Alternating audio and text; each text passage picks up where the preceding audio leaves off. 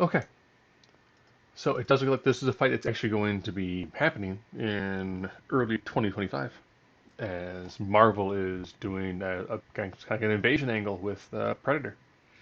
So of course, as I'm doing these sorts of things, I do this with, there's no magical prep or anything like that. You're looking at here's Spider-Man as he is genuinely, or generally uh, portrayed. Same with Predator. With always as I'm going through this, um, it ends up being very close, like 5-4. More often than not, that means person 5 is going to be victorious in this sort of combat. If you enjoy the video, there's a like button. If you don't enjoy it, there's a dislike button. If you made it this far, hey, you're farther than most other people. Here we go. Intelligence. Spider-Man is probably one of the higher echelon geniuses when it comes to the Marvel universe. Not saying that the Predator does not have a level of intelligence. They are a spacefaring race, but they're normally not shown to have what we conventionally consider to be a level of intelligence, at least close enough to that of a super genius like Spider-Man. Fine ability, Predator. The Yautja pretty much has a culture based around fighting and prowess of this sort of affectation, which you don't really see Spider-Man having. I mean, he's a pretty good street level fighter, but he's taking on someone who's much more on the elite level of things. Strength.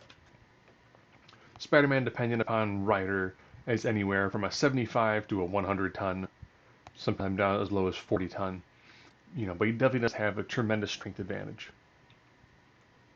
Same with speed. You're looking at this is both his overall reflexes and he definitely does have a speed advantage in this. He has better reflexes.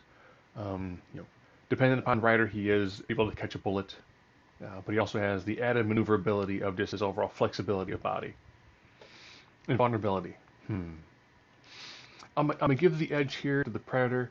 Predator normally had at least some level of armor, whether you're looking at something on the shoulders, something on the legs, gauntlets, where Spider-Man, again, depending upon rider, is in a suit. He's not wearing armor. He doesn't need it because more often than not he's able to dodge things more effectively. Durability. Spider-Man does have normally a fairly low grade healing effect. Doesn't heal faster than the average human. From everything we've seen from Predators, yes, they normally do have pretty decent technology when it comes to healing. That's going to take him time to require him to do some basic setup work, where Spider-Man is going to be naturally healing and pretty much not getting as winded, has a higher level of endurance for this sort of battle. Energy projection. So this is at range who is more devastating. It's the Predator. Yes, Spider-Man will have a whole host of webs he could potentially use, but he's taking on someone that's got a shoulder cannon that's going to be able to blow a hole for just about anything. Versatility. Again, I'm going to give this one to the Predator. As you look at the picture that I've got there, he's got spiked gauntlets. He does end up having his battle staff, as well as having the disc that he gets to throw around. So he's got a lot of bladed weapons and a lot of explosive weapons. So at range, he just has a whole host of tricks he's been able to throw out at someone like Spider-Man. X Factor. I'm going to give this one to Spider-Man. This could potentially be almost like a one-shot sort of fight. If Predator's able to get the drop on Spider-Man, which he can't do because of Spider-Man's spider sense, kind of nullifies the ability that Predator very often is more of a stealth hunter. He's going to use that initially. He's going to use that to kind of test the abilities of who he's taking on, and stealth is going to help him against Spider-Man. Spider-Man is going to be able to dodge a lot of the attacks that are coming at him. Whether it's just through his natural speed or combining his precognition, the spider sense, with his overall maneuverability. He just pretty much needs to get one glancing blow on someone like Predator to be able to really do a number on him, and then a subsequent shot is going to be enough to knock him out. Yes, Predator does have a level of armor on. Yes, he does have the helmet's going to help him out a lot and give these amount of tactical display information.